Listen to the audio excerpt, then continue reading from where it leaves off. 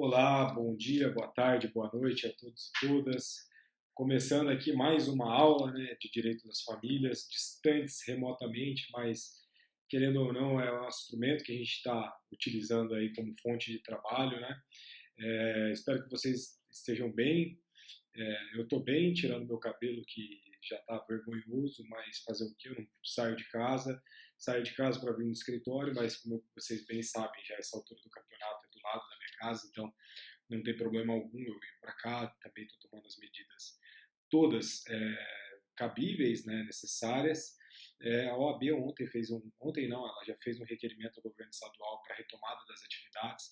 Isso foi acatado ontem, né, então não sei como que as coisas estão. Pelo jeito, os prazos processuais voltam também no dia 4, mas, bem, a gente vai seguindo aqui com as nossas atividades dessa maneira, enfim. E vamos lá. Na aula de hoje a gente vai entrar no instituto interessantíssimo, fundamental na nossa contemporaneidade, né, que é a união estável. A nossa união estável ela ganha uma força muito grande a partir da Constituição de 88, tá? Pelo menos de uma forma instrumentalizada. A gente vai passar aqui, nesse primeiro ponto, por uma introdução pelos aspectos históricos da união estável. Vocês bem sabem que eu acho fundamental fazer essa introdução, como todo fato social, né? Nosso direito nada mais é do que isso. Então é interessante a gente fazer essa introdução histórica para daí a gente entender em que ponto que a gente está hoje, tá?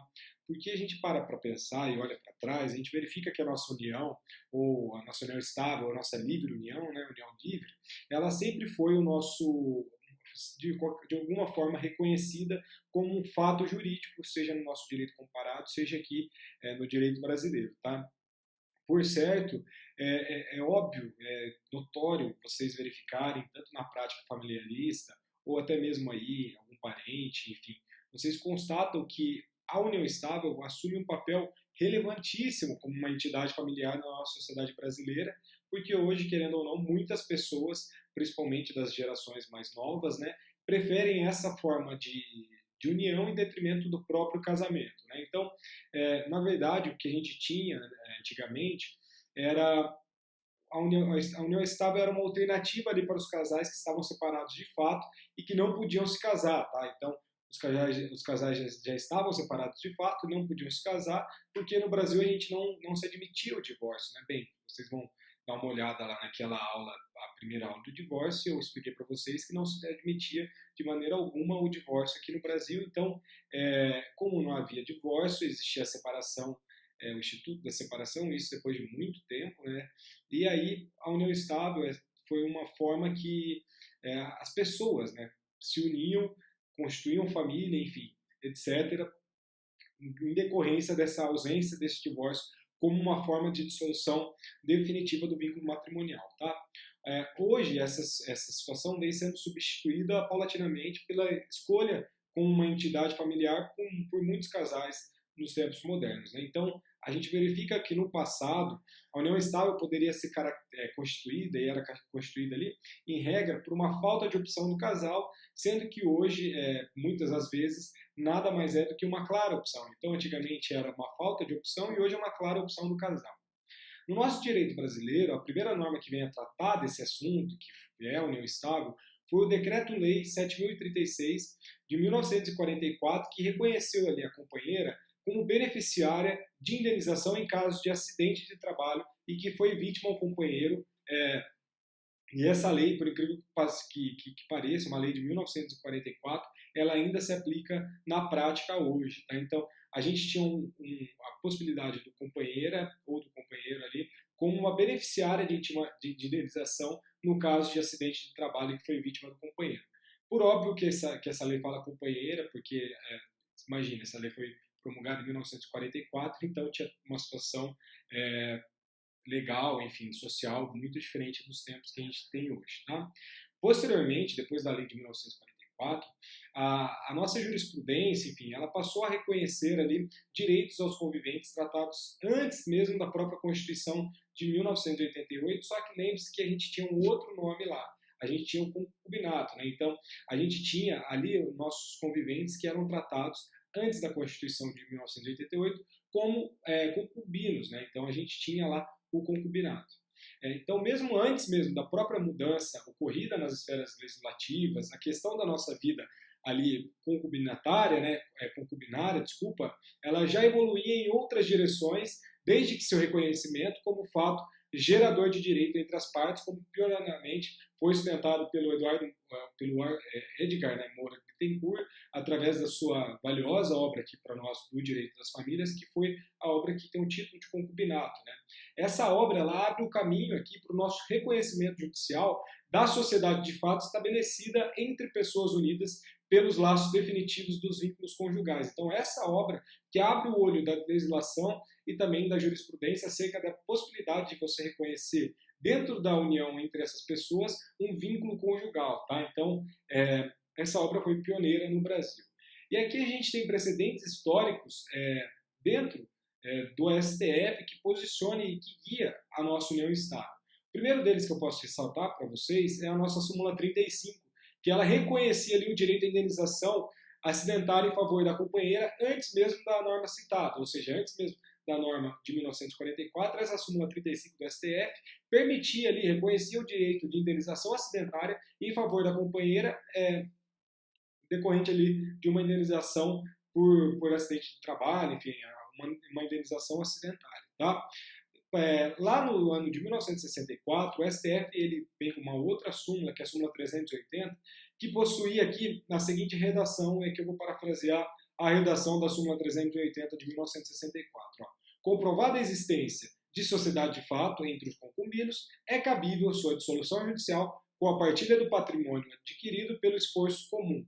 Então aqui a gente tinha uma possibilidade de você fazer uma partilha de bens decorrentes aqui dessa sociedade de fato entre os concubinos. Então era possível ali a dissolução judicial com a partilha do patrimônio adquirido, óbvio que pelo esforço comum naquela época. Tá? Então a gente tem essa súmula de 1964 que, querendo ou não, ela trouxe um posicionamento muito interessante para a gente.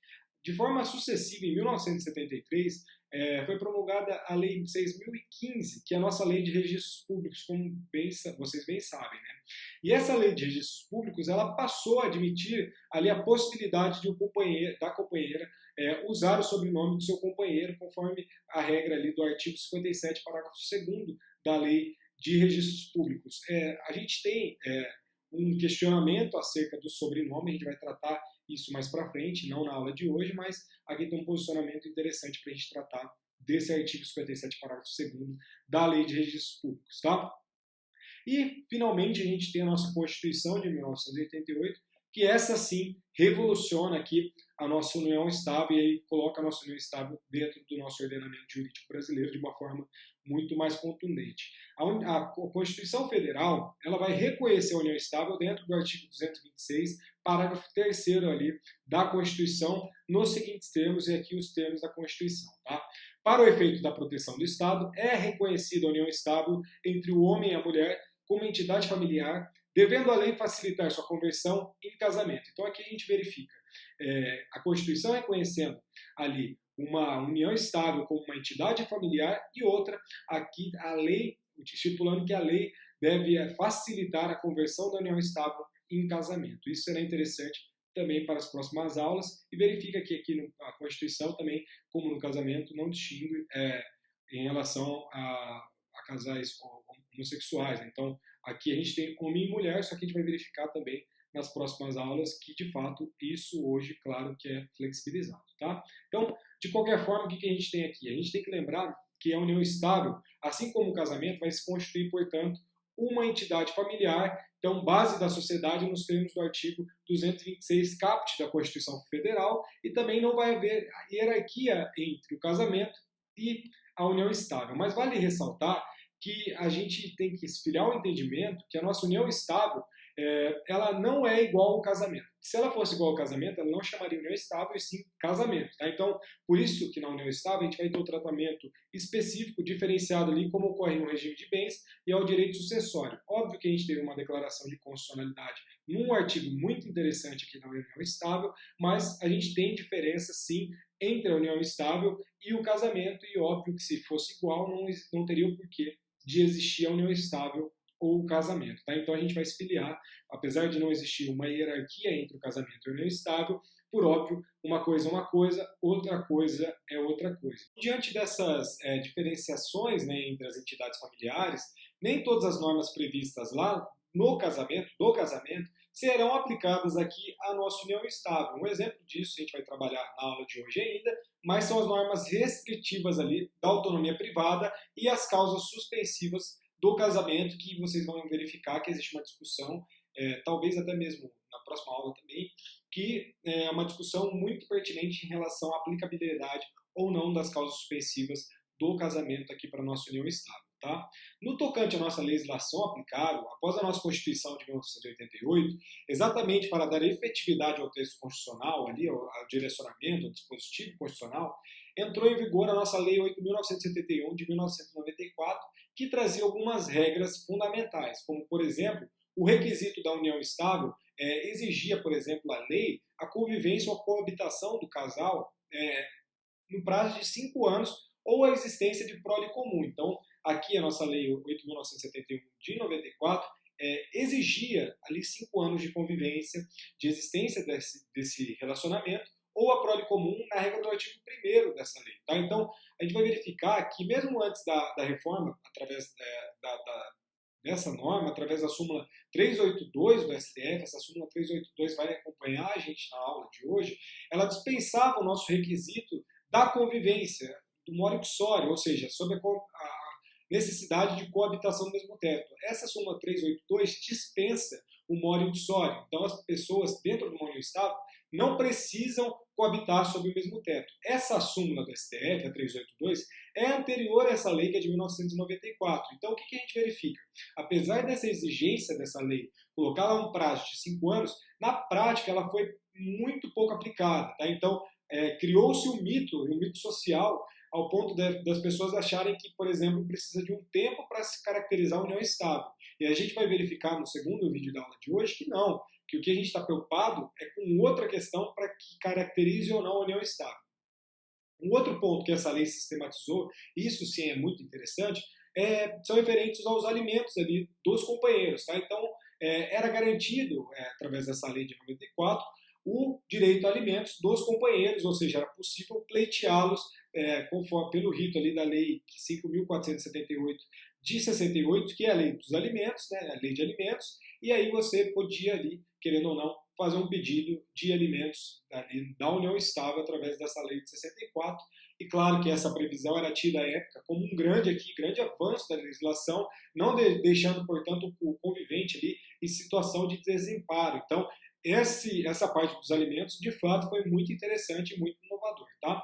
Um outro ponto que é interessante que essa lei de 94 trouxe é que o nosso companheiro ele passou a ser reconhecido como herdeiro. Tá? Não vou querer explorar muito esse ponto, mas para não causar uma confusão na cabeça de vocês, mas foi ali uma possibilidade em que o companheiro era reconhecido, sim, como herdeiro, a depender ali se ele ia concorrer, aliás, se ele ia dividir, enfim, com os descendentes do falecido, com os ascendentes, tinha uma regra específica para cada caso, mas eu não quero tratar, porque senão vai ficar muito confuso essa parte de partilha, e a gente vai verificar na aula que vem, que também hoje não tem muito segredo. Tá? E outra coisa que é interessante dessa lei de 8.971 de 94 é o artigo 3º dela, que dizia que o companheiro teria ainda reconhecido o direito à meação dos bens adquiridos por sua colaboração. Então aqui o artigo 3º está trabalhando com o direito à meação dos bens que o casal compraram, né, constituíram durante o período de união, e caberia ali a prova do esforço comum. Depois dessa lei de 94, surge uma nova lei, em 1996, que é a Lei 9.278. Tá? E essa lei 9.278 de 96 possuía um mentor intelectual e o idealizador, que é o nosso professor Álvaro Vilaça Azevedo, nosso professor da USP, e essa lei ela não revogou totalmente a lei de 94. Tá? Então, foi uma aplicação concomitante de algumas normas e uma coxa de retalhos legislativos. Tá? Essa lei de 96 ela previa algumas coisas básicas. Por exemplo, era reconhecida como entidade familiar a convivência duradoura, pública e contínua de um homem e uma mulher, estabelecida com o objetivo de constituição de família. Aqui a gente já tem um ponto interessante. Então, a gente está verificando aqui elementos já, tá? A gente vai explorar mais os elementos, mas, por exemplo, relação duradoura, pública e contínua e, mais importante, com o objetivo de constituir família. Então a gente pode perceber, isso estava lá no artigo 1º dessa lei, da Lei 8.971, aliás, desculpa, 9.278 de 96, que a gente pode perceber que ela dispensa o requisito temporal que existia na Lei 8.971 de 94. Então aquele prazo de 5 anos, ele deixou de existir. Então, deixou de existir, ela parou de mencionar esse prazo de 5 anos. Tá? Além disso, no artigo 2º dessa lei de 96, ela impunha ali direitos e deveres dos conviventes. Então, por exemplo, respeito e consideração mútuos, assistência moral e material recíproca, guarda, sustento e educação dos filhos. Tá? Então, a gente tinha direitos e deveres estipulados nessa lei de 96. Quanto à participação patrimonial, tinha uma descrição dentro do artigo 5º dessa lei, e agora parafraseio esse artigo 5º. Tá? O que vai dizer lá para a gente? Ele fala para nós que os bens móveis e imóveis adquiridos por um ou por ambos conviventes, na constância da união e a título oneroso, são considerados frutos do trabalho e da colaboração comum, passando a pertencer a ambos em condomínio em partes iguais, salvo estipulação em contrato escrito. Então, o que a gente constata aqui nessa lei? Essa lei ela não menciona a existência de um condomínio e não ela menciona a existência de condomínio e não a existência de uma comunhão, tá? Fiquem tranquilos, ainda hoje a gente vai trabalhar vários casos, tá, para ilustrar isso para vocês, mas eu estou fazendo nesse primeiro momento uma retrospectiva histórica da união estável aqui em terras tupiniquins, tá? Outro ponto interessante dessa lei 9.278 de 96 é o artigo 7º, que colocava ali também, repetindo a nossa lei de 94, a ideia de alimentos. Então, a ideia de necessidade e possibilidade já quanto ao direito a alimentos. Então, os alimentos, aqui nesse caso, eles surgiriam ali em caso de rescisão da união estável. E é interessante que esse termo rescisão significava ali o desfazimento culposo da união, tá? Então, a gente tinha a consagração da ideia de culpa como fundamento para poder ali prestar alimentos entre os companheiros, nos mesmos moldes que a gente tinha na lei do divórcio, que é a lei 6.515 de 77, que exigia a culpa para o dever decorrente do casamento. Então, o alimento ali, ele seria fundamentado através da culpa do outro companheiro ou da outra companheira. Isso é muito interessante, tá? Isso é muito interessante, a gente vai verificar que o Instituto da Culpa também foi deixado de lado para a união estável, para a sua desconstituição, mas, querendo ou não, a evolução histórica, isso são pontos muito interessantes, tá?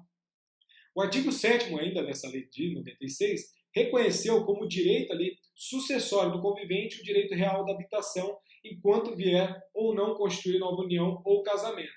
Então a gente também tem aqui um ponto de direito sucessório. Esse ponto aqui ele é curioso, tá? Existia um debate sobre ele, porque a persistência desse direito é de grande debate na atualidade. Por quê?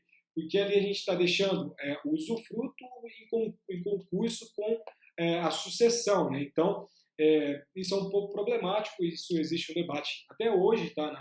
Na vida, na doutrina, na jurisprudência, mas a gente vai explorar também isso um pouco mais para frente, tá? Os conviventes também poderiam, de comum acordo ali, e a qualquer tempo, requerer a conversão da união estável em casamento por requerimento ali ao oficial do registro da circunscrição do seu domicílio, tá? Então, só ir ali no cartório, no registro civil, que o tabelião ali o oficial de registro, desculpa, ele iria realizar a conversão da união estável em casamento, tá?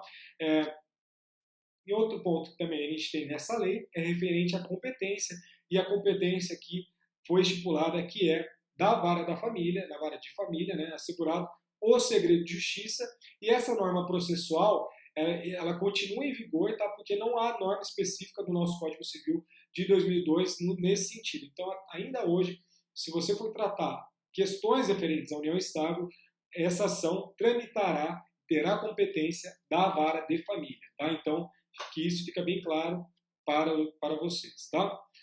É interessante também ressaltar que essas leis, elas conviviam, tá? Então, ao mesmo tempo, a doutrina e a jurisprudência era balizada pela doutrina e pela jurisprudência, que essas leis, a de 94 e a de 96, elas estavam sendo aplicadas ao mesmo tempo. Então, tanto é verdade que, por exemplo, a expressão companheiros, que estava constante na primeira lei, bem como a expressão convivente prevista na última, era aplicada. Então, o uso de ambas as expressões ainda constitui uma realidade ali na jurisprudência e na doutrina. Então, a gente verifica isso até hoje. Tá? Então, um dos temas mais polêmicos a respeito dessa convivência das duas leis dizia respeito à possibilidade de um companheiro cumular ali em matéria sucessória o usufruto e o direito real de habitação. Então, esse aqui é um ponto que era polêmico da lei de 96, como eu falei para vocês. Por quê? Porque ao mesmo tempo que ele tinha ali uma matéria, um benefício, entre aspas, o direito à sucessão e o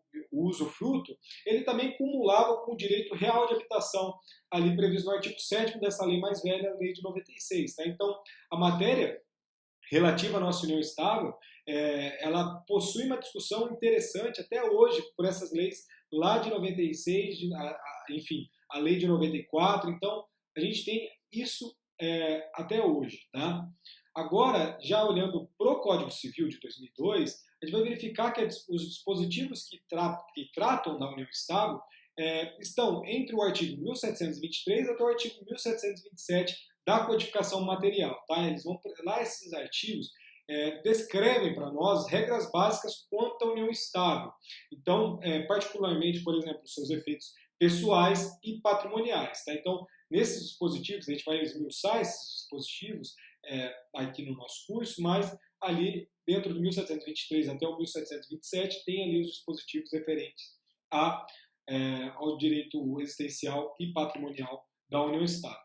Além disso, a gente tem que verificar que devem também ser aplicadas as regras relacionadas aos alimentos previstas no artigo 1694 e seguintes da mesma codificação. Tá? Então, a gente tem a aplicação dos alimentos ali do 1694 e seguintes de forma conjunta com 1723 até o 1727. Tá?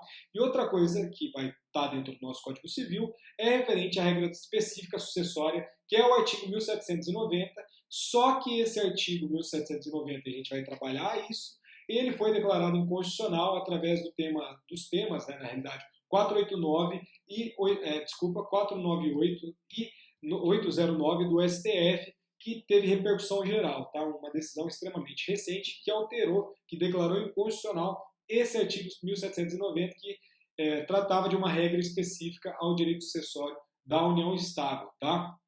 Então, tudo isso sem prejuízo de alguns dispositivos legais previstos para o casamento, que serão aplicados aqui na nossa união estável, por exemplo, no nosso artigo 499 do Código Civil, que vai reconhecer a possibilidade ali de venda dos bens entre os cônjuges. Então, esse artigo 499, que vai falar que é lícita a compra e venda entre cônjuges com relação a bens exclusivos da comunhão, é aplicado aqui também à nossa união estável. Tá? Então, como a última norma ela não era restritiva da autonomia privada, por analogia, a gente aplica essa norma do 499, essa possibilidade de venda de bens entre os casais excluídos da comunhão, é aplicado também aqui à nossa união estável. Tá? E complementa isso, a gente vai verificar que o nosso Código de Processo Civil ele procurou equiparar a união estável ao casamento para os fins processuais. E a gente vai trabalhar algumas normas, é muito interessante como que foi a postura do nosso Código de Processo Civil de 2015 referente a isso. O primeiro exemplo é o artigo 144 do Código Civil de 2015, ali nos seus incisos 3º e 4º, que ampliou o impedimento do juiz para os casos que, no processo, for parte ou estiver postulando como defensor público, advogado ou membro do Ministério Público, seu cônjuge, e aqui acrescentou o termo ou companheiro. Então, ali o próprio Código de Processo Civil, a gente está verificando que ele vai tentar, diferente do Código de 73, que colocava só o termo cônjuge, ele adota também o termo companheiro ou companheira. Tá? Então, aqui nesse artigo 144, é o primeiro exemplo disso.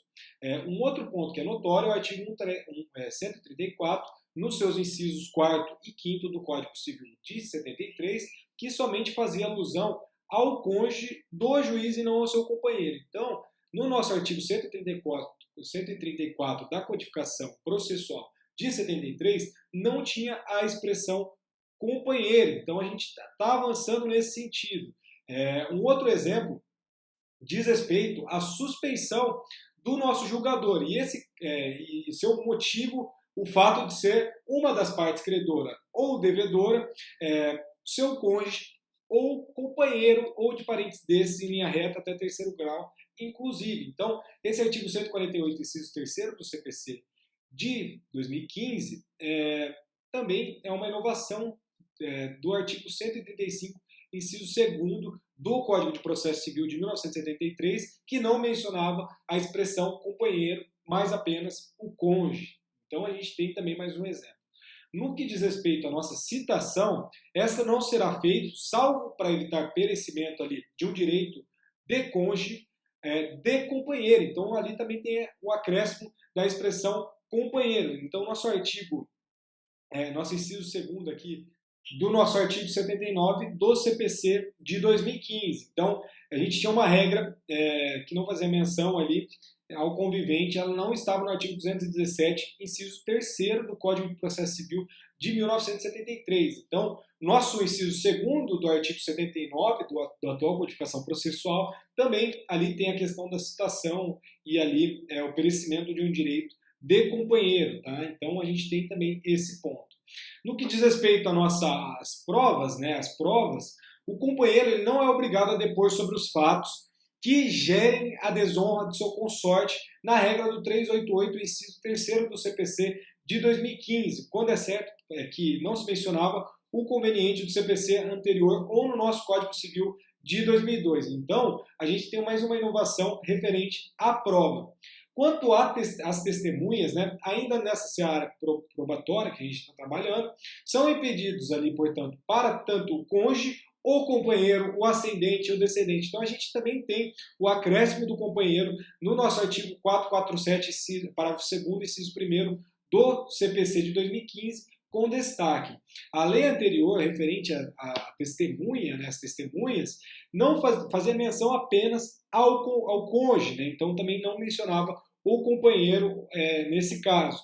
Essa lei no Código Processual passado, no Código de Processo Civil de 73, tinha a sua disposição lá no artigo 505, parágrafo 2º, inciso 1º. Então a gente acrescentou aqui também a questão do companheiro. Em matéria de inventário, interessante também, vai se reconhecer a igualdade do companheiro para a abertura do inventário e para ser nomeado inventariante. Isso, claro, sem o prejuízo dos comandos ali processuais que lhe atribuem os mesmos direitos ao cônjuge, direitos do cônjuge. Então, a gente tem direitos iguais do cônjuge e do companheiro também para a questão referente à sucessão, ou seja, para a questão, isso, claro, a gente está trabalhando de aspectos processuais, então, para o processo de inventário, a gente tem essa igualdade entre cônjuge e companheiro. Tá? O nosso companheiro também ele é reconhecido como legitimado para opor embargos de terceiro para tutela de sua ameação na regra do artigo 674 do Código de Processo Civil atual, quando é certo que o nosso artigo 1046 do Código de Processo Civil de 1983 não o expressava.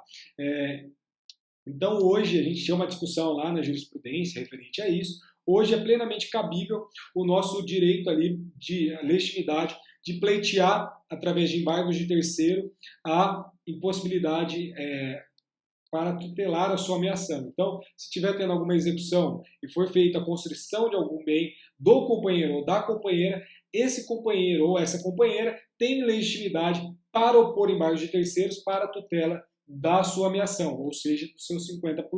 Tá? Então, sem prejuízo de outros comandos, o que parece gerar maiores repercussões para o nosso direito material é o nosso artigo 73 do Código de Processo Civil de 2015, que reconheceu a necessidade da outorga convivencial para as ações reais. Isso é muito interessante. Então, hoje a gente precisa da outorga convivencial para se ajuizar uma ação real. Quando a gente vai trabalhar direitos reais, a gente precisa hoje, através do artigo 73, da necessidade da outorga convivencial para as nossas ações reais. Um ponto que a gente tem que anotar também é que o nosso Código Civil de 2002 deixou, sim, muitas dúvidas quanto ao Instituto da União Estável. Como vocês verificaram, são poucos artigos que trabalham acerca da união estável, especialmente quanto à questão da participação patrimonial. Então, diante dessa falta de clareza do nosso artigo 1725, que vai falar para a gente, na união estável, salvo contrato escrito, entre os companheiros, aplique-se às relações patrimoniais no que couber o regime da comunhão de bens. Então, na parte patrimonial, a gente tem uma série de dúvidas que o nosso Código de Processo, aliás, que o nosso Código Civil de 2002 deixou, e essa série de dúvidas a gente vai tentar trabalhar daqui para frente para não ter de maiores dificuldades no plano prático para vocês, na carreira de vocês, e claro, também focando aí nos exames que vocês irão prestar, concursos públicos. E então agora a gente fecha esse primeiro vídeo e vai tentar, no segundo vídeo, trazer um conceito de união estável e os seus requisitos e trabalhar muita jurisprudência, beleza? Então, a gente fecha essa primeira parte e já voltamos para a segunda. Obrigado.